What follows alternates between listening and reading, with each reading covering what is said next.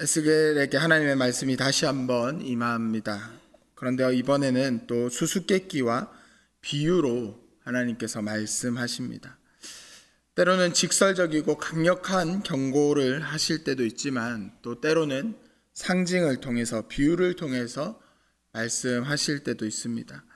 에스겔에서 계속해서 상징의 모습들이 많이 나왔는데요. 비유의 말씀도 오늘 나옵니다.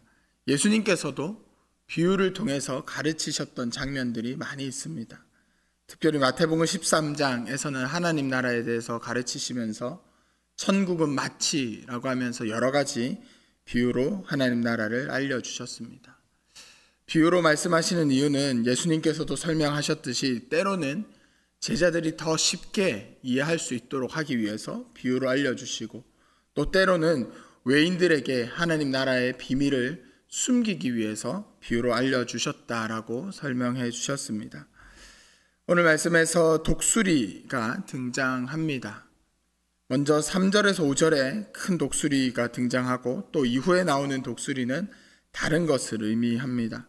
3절에서 5절까지 나오는 이 큰 독수리는 색깔이 화려하고 날개가 크고 깃이 또 크다라고 이야기를 합니다.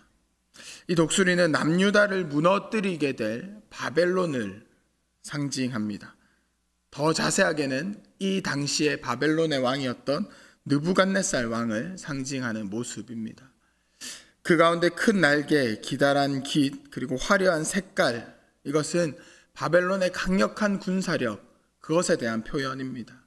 그리고 큰 날개를 가졌다라는 것으로 멀리까지 그들의 영향력이 미쳐졌음을 의미하고 있습니다. 이때 당시 세계 패권을 쥐고 있던 강대국이 바벨론이었고 이들이 그만큼 남유다를 무너뜨리고 지배할 능력을 가지고 있음을 하나님께서는 독수리의 이런 형상으로 보여주십니다. 그런데 이 독수리가 레바논으로 와서 백향목의 높은 가지를 꺾었다라고 말씀하고 있습니다. 레바논도 백향목도 또 다른 의미를 가지고 있습니다. 높은 곳 가지는 높은 지위, 왕권을 의미하고 있습니다. 즉 남유다의 왕권을 꺾어버리는 바벨론의 모습인 것이죠. 시대상으로 여호야긴 왕 그리고 남유다의 귀족들이 잡혀가게 될 것을 예언하고 있습니다. 백향목에도 의미하는 것이 있습니다. 사무엘하 5장 11절에 보면 이렇게 기록하고 있습니다. 두로왕 히람이 다윗에게 사절들과 백향목과 목수와 석수를 보내매 그들이 다윗을 위하여 집을 지으니. 여기서 보듯이 다윗 왕궁이 백향목을 사용해서 지어졌습니다. 즉 다윗 왕조 예루살렘 왕궁이 무너질 것이다 라는 예언을 에스겔을 통해서 하나님께서 다시 한번 말씀해 주십니다. 그렇게 꼭대기에 연한 가지, 높은 지위, 왕권으로 상징되는 그 가지를 꺾어서 이제 장사하는 땅에 상인들의 성읍에 두고 그 씨를 취하여 심었다라고 이야기를 합니다. 높은 가지, 지도층들, 사회 리더들이 바벨론 포로로 잡혀가서 바벨론 제국의 엘리트층에게 흡수가 되어버리는 모습입니다. 다니엘과 그 친구들이 바벨론 수도로 잡혀가서 왕궁에서 교육을 받게 되는 모습이 대표적인 모습인 거죠. 바벨론은 모든 것들을 수도로 집중시켰기 때문에 유다의 리더들, 특히 지도자들, 뛰어난 사람들을 다 잡아서 수도로 데려갔습니다. 그렇게 바벨론은 남유다를 그리고 주변의 다른 나라들도 속국으로 만들기 위해서 모두 수도로 데려갔고 그리고 바벨론을 위해서 일할 인재로 키워냈습니다. 그렇게 이제 바벨론은 남유다를 완전히 다스릴 준비가 되었다라고 보여줍니다. 이렇게 속국이 된 상황에서도 남유다가 번성할 수 있는 모습을 보여줍니다. 6절에 보면 그것이 자라며 퍼져서 높지 아니한 포도나무 곧 굵은 가지와 가는 가지가 난 포도나무가 되어 그 가지는 독수리를 향하고 그 뿌리는 독수리 아래에 있었더라. 포도나무가 옮겨져서 심겨졌지만 거기서도 굵은 나무와 굵은 가지가 또 가는 가지가 날 것이다 라고 이야기를 합니다. 성경에서 보통 포도나무는 이스라엘로 비유가 됩니다. 그런데 이 포도나무가 높지 아니한 상태, 낮은 상태로 퍼져나가는 모습으로 비유됩니다. 마치 땅에 붙어있는 덩쿨 식물처럼 그렇게 자라고 있습니다. 어쨌든 성장은 하고 있습니다. 포로로 잡혀갔지만 그 가운데서도 남유다가 번성할 수 있다라고 주님 말씀하십니다. 그런데 그 방향이 독수리를 향해 가고 있습니다. 남유다가 속국이 되었지만 거기서도 삶을 이루어가기 위해서는 독수리를 향해서, 즉 바벨론을 향해서 충성하고 바벨론에 의지하여 살아야 하는 겁니다. 포도나무의 잎뿌리가 바벨론으로 옮겨져 내려졌기 때문에 바벨론을 향해서만 자랄 수밖에 없는 상황입니다. 이때 또 다른 독수리가 7절에 등장합니다. 이 독수리 역시 강력한 모습이지만 첫 번째 독수리의 그 화려한 색깔이라든지 큰 깃 이런 것처럼 강력한 묘사는 없습니다. 이 독수리는 이집트입니다. 애굽이라고 표현되는 이집트입니다.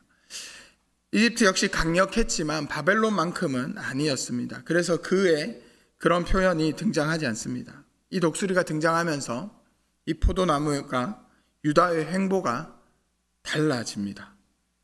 포도나무의 뿌리와 가지가 이 독수리를 이제 이집트를 향해 갑니다. 그곳에 가서 물을 받으려고 뿌리를 가지를 뻗고 있습니다.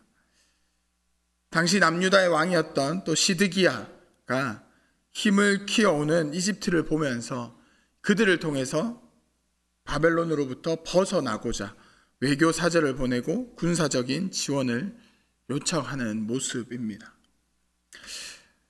여러분 같으면 어떤 선택을 하시겠습니까? 속국으로 잡혀 있는데 이웃 나라가 조금씩 힘을 키워가고 있다면 어쩌면 그들을 통해서 우리나라가 독립을 이뤄낼 수 있지 않을까, 이런 고민을 하는 것도 리더로서 어쩌면 당연해 보이는 모습입니다. 그런데 하나님께서는 그렇게 말씀하지 않으십니다. 그 포도나무를 큰 물가 옥토에 심은 것은 가지를 내고 열매를 맺어 아름다운 포도를 이루게 하려 하였음이라.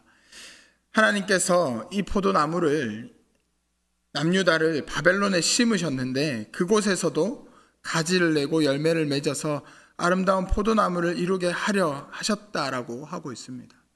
바벨론을 통해서 하나님께서 심판하겠다라고 말씀하셨었는데 그 자리에서도 가지를 낼 것이고 열매를 맺을 것이고 아름다운 포도나무가 되게 할 것이다 라고 말씀하셨습니다.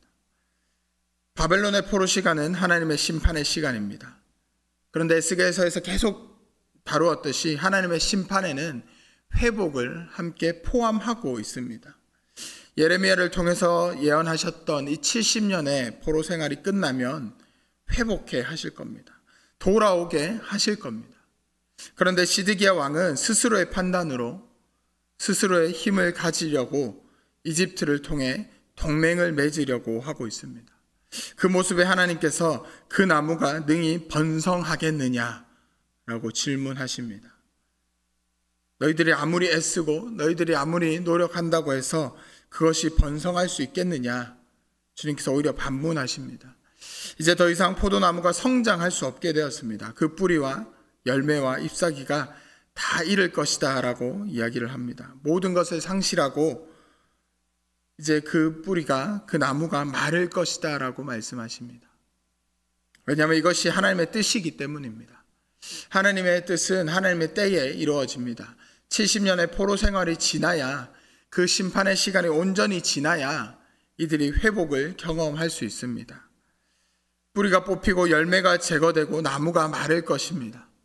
유다는 결국 파국의 멸망으로 이르게 될 것입니다. 이집트를 통해서 얻었던 물도 필요 없게 될 것입니다. 하나님의 때와 우리의 때는 분명히 다릅니다. 우리가 기대하는 것과 하나님의 뜻은 분명히 다릅니다. 그래서 우리는 계속해서 기도하고 말씀을 통해서 하나님의 뜻을 알아가려고 해야 합니다. 저의 연수가 그렇게 길진 않지만 한 해 한 해 나이가 들수록 경험이 쌓이면 쌓일수록 하나님의 뜻을 분별하는 것이 더 어려워지는 것 같습니다.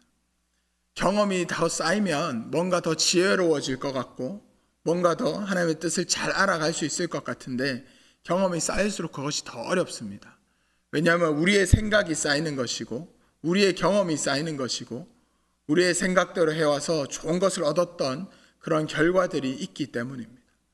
그래서 어떠한 때에 이 정도면 이제 이것이 이루어져야 할 텐데 이런 방법이 옳을 텐데 라는 생각들이 더 많이 더 자주 듭니다. 그것이 하나님의 때와 하나님의 뜻과 일치한다면 정말 좋겠지만 그렇지 않을 때도 분명히 많이 있습니다.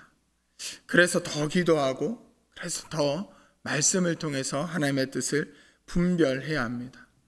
그리고 그것이 하나님의 뜻이 아님을 확신하는 때가 있다면 과감하게 내려놓는 것도 필요합니다. 용기가 필요한 거죠. 과감하게 내려놓는 것 결코 쉽지 않습니다. 나의 생각으로 나의 경험으로 쌓아왔던 것을 포기하는 것, 어쩌면 처음부터 다시 시작해야 하는 것 정말 어렵습니다. 하지만 그것이 하나님께서 우리를 회복해 하시고 우리를 성장케 하시는 방법입니다. 하나님의 길을 간다는 것, 그리스도인으로 살아간다는 것 언제나 형통할 수 없고 언제나 평안할 수 없고 때로는 심판과 때로는 고난과 어려움이 있는 자리들입니다.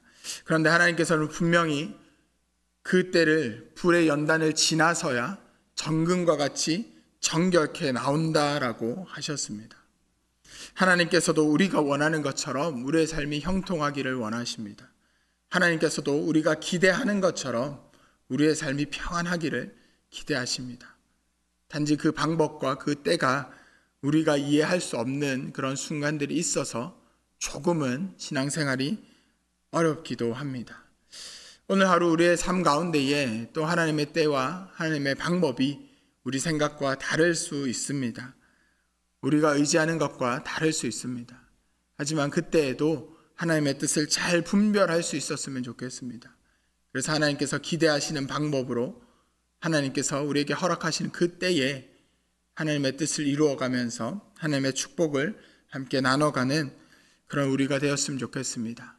그래서 만날 때마다 그런 간증들을 나누고 만날 때마다 우리 교회를 통해서 일하실 하나님의 때를 기대하는 우리 모두가 되기를 주님의 이름으로 축복합니다.